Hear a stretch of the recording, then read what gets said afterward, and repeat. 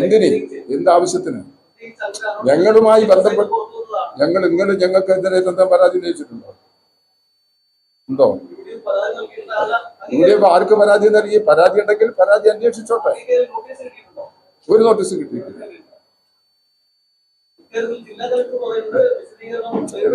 അത് പ്ലീസ് നിങ്ങൾ ദയവ് ചെയ്തിട്ട് ഇതൊരു വിവാദം നടക്കണ്ട. ഈ പേരാമ്പ്ര ഞാൻ പറയാം പേരാമ്പ്ര പൊതുവെ നല്ല സമാധാന അന്തരീക്ഷം നിലനിൽക്കുന്ന ഒരു സ്ഥലമാണ്. പേരാമ്പ്രയിലെ കഴിഞ്ഞ കാലത്ത് ഒരുപാട് തെരഞ്ഞെടുപ്പുകൾ നടന്നിട്ടുണ്ട്. ആ തെരഞ്ഞെടുപ്പുകളിൽ യു.ഡി.എഫുമായിട്ടോ എൽ.ഡി.എഫുമായിട്ടോ ഒരു വിവാദങ്ങളുമില്ല. അത് പരസ്പര സൗഹൃദമായി തന്നെ ഇതെല്ലാം നടത്തിക്കൊണ്ടു പോകുന്ന നിലപാടുണ്ട്.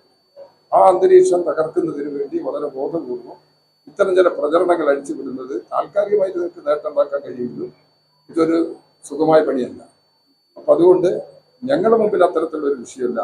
ഞങ്ങൾ അങ്ങനെ ഒരു അനൗൺസ്മെന്റ് നടത്തിയിട്ടില്ല, ഞങ്ങളത് ഉപയോഗിച്ചിട്ടില്ല. അത് സംബന്ധിച്ച് പരാതി ഉണ്ടെങ്കിൽ ആ പരാതി അന്വേഷിച്ച് അതിന് നടപടികൾ എടുത്തോട്ടെ. അതുവരെ നിങ്ങൾ വെയിറ്റ് ചെയ്യും.